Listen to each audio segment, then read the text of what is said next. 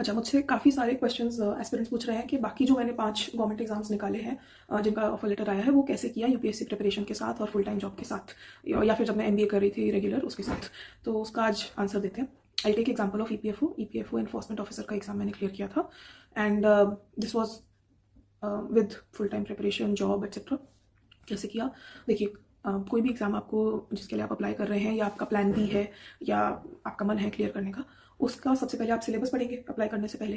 ठीक है, vacancy, syllabus, ये सब देख लिया। उसके बाद ओपन करके आपका यूपीएससी का जो सिलेबस है सिविल सर्विसेज का, वो तो आपने दीवार पे चिपकाया ही हुआ है, रोज़ आप उसको रीड कर ही रहे हैं, करना ही है। ठीक है, याद ही करना है। ठीक है, तो उस सिलेबस, जो मान लो जो ईपीएफओ का सिलेबस निकाला, उसमें मैंने देखा कौन से टॉपिक्स हैं जो ओवरलैपिंग है सिविल सर्विसेज के साथ। दोनों एग्जाम्स, ईपीएफओ और ये सिविल सर्विसेज, यूपीएससी कंडक्ट कराता है।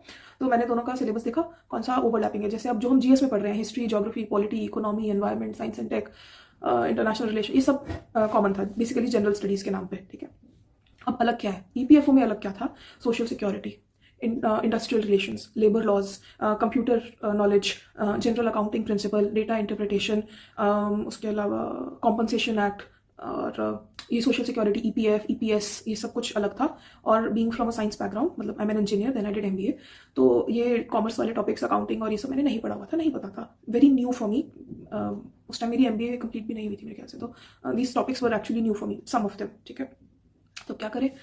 इनके लिए मैंने नोट्स बनाए, चैट जीपीटी यूज़ किया, यूट्यूब वीडियोज़ यूज़ की, प्रीवियस ईयर क्वेश्चंस देखे, और उसके बाद मैंने इनको प्रिपेयर किया।